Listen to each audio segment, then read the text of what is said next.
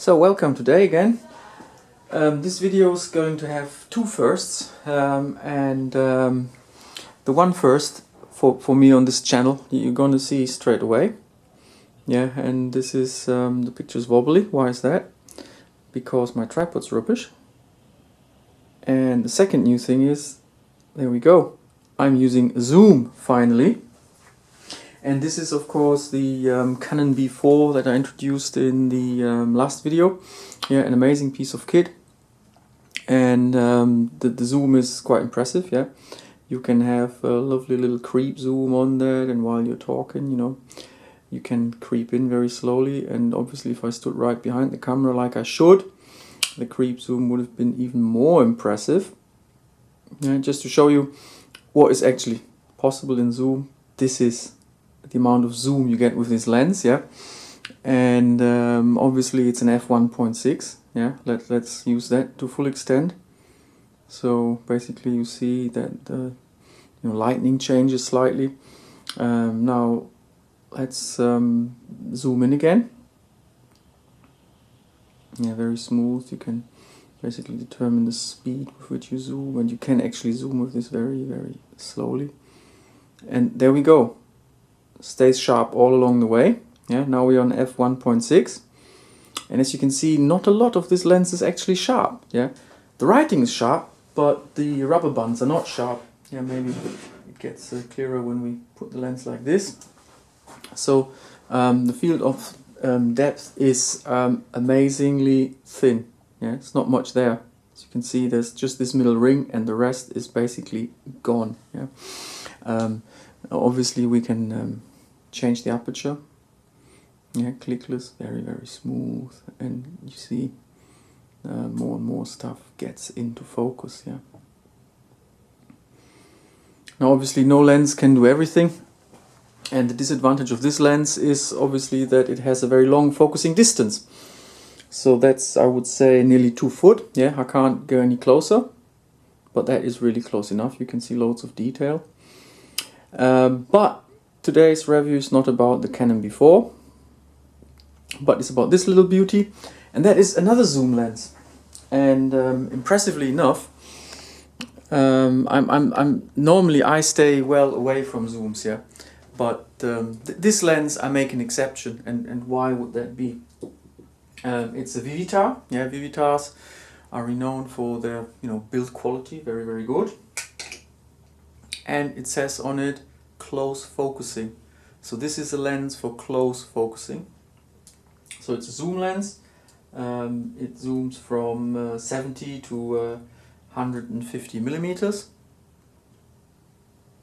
Yeah, and once you're through all that zoom, you can go to close focusing, and then you can come very close. And just how close, I'm going to switch the lenses, and then I'm going to show you just how close that is. This one comes in an OM, Olympus OM bayonet. It's a lovely bayonet, where you've got to press one of these rings to get the aperture actually to behave like you want it to. So you've got to press this ring, but obviously it's very easy. You can, if you want to use it for Micro Four Thirds, all you got to do is put a bit of tape over it, tape it up. So basically it follows exactly the aperture that you want. Otherwise, if you don't like tape or residue of tape on your lens, just press this button. Yeah, it's wide open. Now it's f22, and gone we go. So let's see what this lens can do. And that's the beauty with it. The lenses are obviously the eyes of your camera, and every lens is good at something. No lens is good at everything. Yeah, and the Canon, for instance, is good at zooming, at strong effects that you get with low. With wide open aperture. What it's not so good at, obviously, it's being small and handsome, because it's a massive beast, and obviously it's also not very good at close focusing, and this lens should be very good at close focusing. And how good this lens is, well, we're just gonna have a look. I'm going to change over the lenses, yeah, and then I'm going to put this lens on the target, and I can show you basically in a video how sharp this lens really is on the target and how good it looks. Yeah.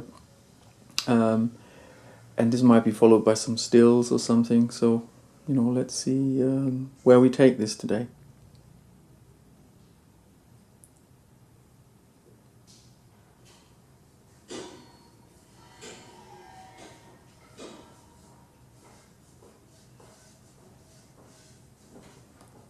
So there we go again. The lens is roughly in the same position as the Canon was before, and you see you can't see much.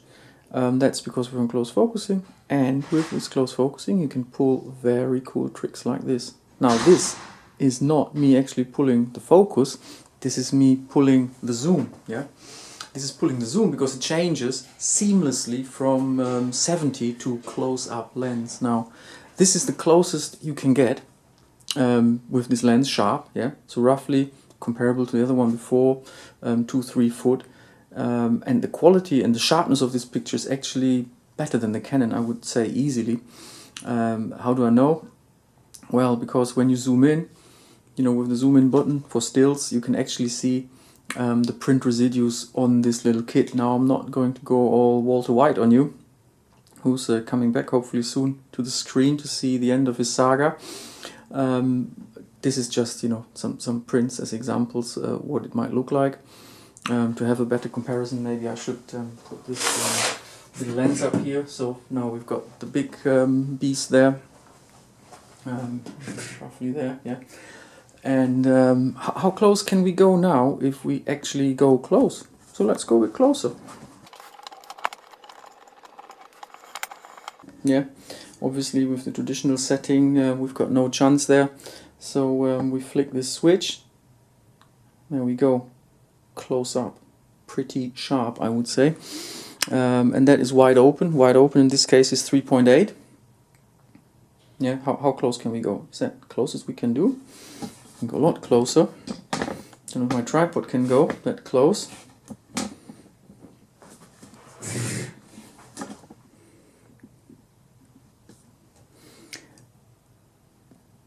Yeah, that is nearly the edge, so we can go pretty close, and I would say this is now 20 centimeters. Yeah, that's how close we can go, so it's real close-up focusing, yeah. And you see the depth of field, you know, you focus here is pretty good in this setting. And this is when you go to the traditional zoom in, so the closest you get when you go to macro mode, which is pretty typical for, you know, lenses in macro mode, and you see how sharp that is. It's really amazing. Pretty sharp. And this is how close we can get. Yeah, this is about the closest you can get, and I think even in the HD video you can see the print residue on this, yeah. And obviously I'm going to claim that we can go so close that we can see single atoms, because that is what you see there, molecules and atoms. Yeah, that's how close you can go with this lens. And it's darn sharp, and it has actually pretty good depth of field for a lens being that close, which is nearly kind of macro mode, and that is at 70 millimeters. Yeah, the close focus works only at 70 millimeters, which is typical for this kind of zoom and this kind of closeness. Now what does this lens do on the target? Let's have a look. I'm going to re-rig all this, show you some wood grain here, lovely, and the lovely effects that you get by just going out. And you can trick that in videos obviously and zoom in on someone's face, and you can fade them out just amazingly, although it doesn't have the same shallow depth of field as the Canon. It does this trick particularly well, very good party trick of the lens, and of course it's only roughly half the weight. There we are, back again. This is about the closest that this lens will focus, and obviously it's going to be HD, but HD is not going to out-resolve this lens, obviously. I can just, for fun, flick through the apertures, and the camera will take a couple of seconds to adjust to this. And this is probably the last useful aperture for, you know, Micro Four Thirds 11. Probably a lot better at 8, yeah, or half click in between. That is probably the sharpest that this lens is going to be. On Micro Four Thirds, on full frame, it's going to be different. It goes to 22. Yeah, that's 22, roughly. Yeah. This is 16. This is 8, 11. This is probably the sharpest this lens will do. and from now on it's going to be wide open, because that lens really has no problem with being shot wide open. And this is the closest it will get to the target. I will show my ugly face. Just to give you an idea, this is a printed piece of paper. My face obviously is not going to be very sharp because I'm in front of the focus, yeah. So that is how close you can come without the macro mode or the close-up mode. Let's see what it does in close-up mode. And you can feel, maybe you can even hear it. It's a little click, a little resistance, so you know when you are in close-up mode. And now let's get real close. Too close maybe. Obviously it's never good to measure the performance of a lens right at the border of where it is sharp. So this is this is maybe a tiny notch away from the closest. Good enough for me, yeah. And this is again roughly 20 centimeters. Yes, 25 maybe, something like this, below a foot. And that is how close you can get. If you remember, the piece of paper that we had there before. Let me show you a nearly everyday item that will show you how small this really is. Yeah, that's how small that is. Yeah, so you can actually take nice shots of insects. Most slightly larger insects. That's the size of a bee. Is probably what is protruding now behind my finger is a bee. And this is obviously a printed target. It's not an expensive, proper target. It's just printed. So all the imperfections that you see here are probably, from my printer. That's not moire from the lens. This is, as good as my printer gets. Particularly in this region here, yeah, it's just a laser printer. They're not very good in high resolution. Maybe slightly better is something here, and you see the lens copes just lovely with that. Yeah, on my little monitor. So really tack sharp. Yeah, nothing to complain about. Very good little lens, handy. Very good for videos as well, but also for stills. Can't wait for this horrible weather to disappear, so I can have a go at birds, because obviously I've got the 300, but that is sometimes actually a bit too big. Obviously it requires skill, sometimes more skill than what I have, and obviously it requires a certain distance from the bird, and sometimes you just come too close, and of course that's the advantage of a zoom, yeah. And I'm curious to just find out and see how well this zoom measures up against the prime, which obviously has only to cope with one wavelength and is optimized. With one focal length, and only has to be optimized for this. So I'll probably chop some pictures from this lens after this video. I hope you enjoyed this.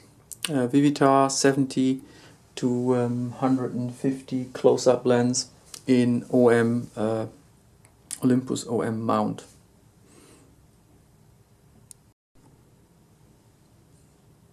And the lens says bye-bye with its party trick.